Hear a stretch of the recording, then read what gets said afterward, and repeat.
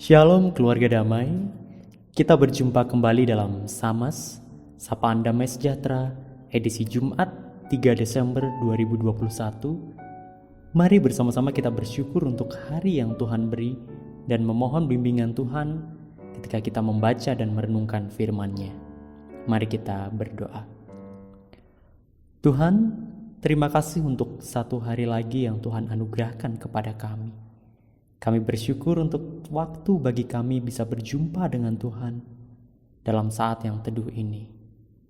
Juga untuk kesempatan bagi kami ketika kami kembali bisa membaca dan merenungkan firman Tuhan.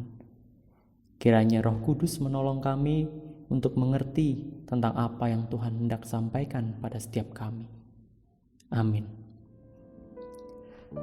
Renungan kita pada hari ini terambil dari surat Filipi, pasalnya yang pertama, ayatnya yang ke-18b hingga ayatnya yang ke-26. Demikian. Dan aku akan tetap bersuka cita, karena aku tahu bahwa kesudahan semuanya ini ialah keselamatanku oleh doamu dan pertolongan Roh Yesus Kristus. Sebab yang sangat kurindukan dan kuharapkan ialah bahwa aku dalam segala hal tidak akan beroleh malu, melainkan seperti sedia kala, demikian pun sekarang, Kristus dengan nyata dimuliakan di dalam tubuhku, baik oleh hidupku maupun oleh matiku. Karena bagiku hidup adalah Kristus, dan mati adalah keuntungan. Tetapi jika aku harus hidup di dunia ini, itu berarti bagiku bekerja memberi buah. Jadi mana yang harus kupilih? Aku tidak tahu. Aku didesak dari dua pihak. Aku ingin pergi dan diam bersama-sama dengan Kristus. Itu memang jauh lebih baik. Tetapi lebih perlu untuk tinggal di dunia ini karena kamu. Dan dalam keyakinan ini, taulah aku akan tinggal dan akan bersama-sama lagi dengan kamu sekalian, supaya kamu makin maju dan bersuka cita dalam iman. Sehingga kemegahanmu dalam Kristus Yesus makin bertambah karena aku, apabila aku kembali kepada kamu. Keluarga damai, beberapa waktu yang lalu saya bertemu dengan seorang ibu untuk membahas mengenai suatu hal. Kami kemudian berbincang tentang ini dan itu. Sampai tiba-tiba kami masuk dalam percakapan yang lebih emosional ketika ibu itu bercerita tentang suami dan mertuanya yang meninggal di pertengahan tahun lalu. Keduanya meninggal hampir bersamaan. Pada waktu itu memang jumlah kasus COVID sedang tinggi-tingginya. Ibu itu menceritakan tentang mertuanya yang pada pagi itu masih bisa keluar ke sana kemari menggunakan sepeda motornya. Namun pada malam hari tiba-tiba harus dibawa ke rumah sakit dan kemudian meninggal. Demikian juga suaminya yang tidak memiliki riwayat sakit apapun. Tiba-tiba harus direlakan untuk pergi selamanya. Semua terjadi secara cepat dan tiba-tiba. Ia mengingat tentang bagaimana sehari sebelum itu suaminya memeluknya dan menciuminya ketika mereka menonton TV bersama.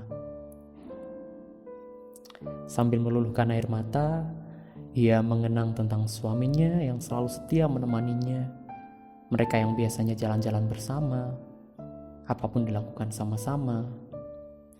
Namun kini berubah ketika ia harus melakukan semuanya sendiri. Ibu itu mengatakan bahwa beberapa bulan di awal kehilangan, ia menjalani hidup apa adanya. Maksudnya, tidak ada gairah dan sukacita untuk menjalani hidup seperti dulu. Hidup ya pokoknya hidup aja mas. Marah, merasa Tuhan tuh gak adil. Itu juga pernah kepikiran seperti itu.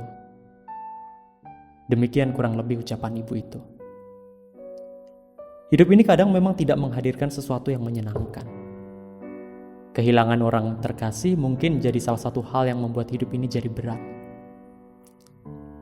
Tulisan Paulus dalam penjara pun menggambarkan beratnya hidup yang dijalaninya. disiksa, didera, diperlakukan tidak adil. Itu juga ia alami. Sampai-sampai ia pun mengatakan bahwa pergi dan diam bersama dengan Kristus itu memang jauh lebih baik. Kematian adalah keuntungan bagi Paulus, karena ia percaya dengan tibanya waktu itu, ia akan berhenti merasakan beratnya tantangan hidup dan mendapatkan hadiahnya, yaitu perjumpaan dan tinggal bersama Kristus di sorga. Tapi ketika harus memilih antara kematian atau harus hidup di dunia ini, Paulus tidak memilih untuk mati. Ia bilang, "Aku tidak tahu." Barangkali kematian adalah pilihan yang jauh lebih baik. Tapi ada pertimbangan lain, yaitu soal mana yang lebih perlu. Paulus menyadari bahwa kalau ia belum berjumpa dengan Kristus sekarang, itu berarti bahwa ia diperlukan untuk hidup di dunia. Dalam ayat yang ke-24, Paulus mengatakan bahwa tetapi lebih perlu untuk tinggal di dunia ini karena kamu. Karena kamu adalah dua kata yang menarik untuk diperhatikan menurut saya. Ia menyadari bahwa hidupnya bukan bertujuan pada diri sendiri. Memilih mati adalah menyenangkan untuknya sendiri karena ia bisa berjumpa dengan Kristus. Tetapi ia tahu bahwa ia diperlukan untuk menolong orang-orang yang ia layani. Seperti tertulis pada ayat yang ke-25. Supaya mereka makin maju dan bersuka cita dalam iman. Bukannya Paulus merasa sok penting, tapi lebih pada kesadarannya bahwa hidup di dunia itu berarti bekerja memberi buah. Ia sangat yakin bahwa kalau ia masih hidup, itu berarti Tuhan sedang memakai hidupnya untuk hal yang sangat penting pula. Keyakinan itulah yang menjadi dasar sukacita dan semangat Paulus dalam menjalani hidupnya yang penuh tantangan. Ibu yang saya ceritakan tadi, kemudian juga menceritakan tentang anak-anaknya yang mereka masih sekolah. Ia mengetahui bahwa kehadirannya begitu berarti dan begitu penting bagi anak-anaknya. Ia pun mengingat mereka dan sadar bahwa ia harus bangkit dan berjuang untuk mereka. Kini ia berusaha mendukung mereka dalam segala hal yang ia bisa. Keluarga damai, hidup bisa saja makin penuh dengan tantangan dari hari ke hari. Apapun itu bentuknya, baik fisik maupun batin.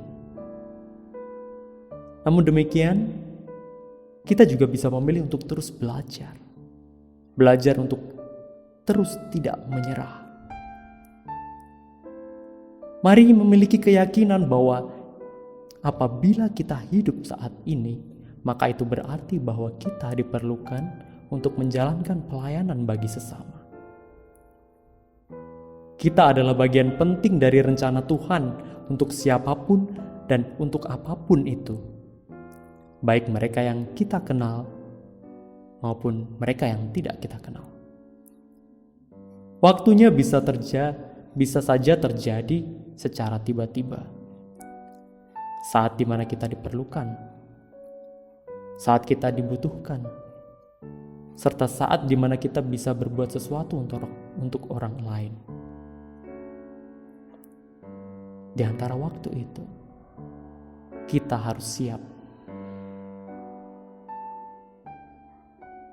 Karena jika kita hidup, itu berarti kita diperlukan. Dan kita pasti bisa untuk melakukan kebaikan bagi sesama. Mari kita berdoa. Tuhan, terima kasih banyak untuk kehidupan yang Tuhan berikan kepada kami hingga hari ini. Kami yakin dan percaya bahwa selalu ada rencana Tuhan dalam hidup kami. Pakai kami ya Tuhan untuk membawa kebaikan bagi umat-Mu, untuk menjadi berkat bagi sesama seperti yang Tuhan mau. Kiranya Roh Kudus senantiasa menuntun dan memampukan kami. Terima kasih ya Tuhan. Kami naikkan doa ini dalam nama Tuhan Yesus Kristus. Amin. Keluarga damai, demikian sapaan damai sejahtera kita hari ini. Selamat mensyukuri kehidupan yang Tuhan beri. Tuhan memberkati.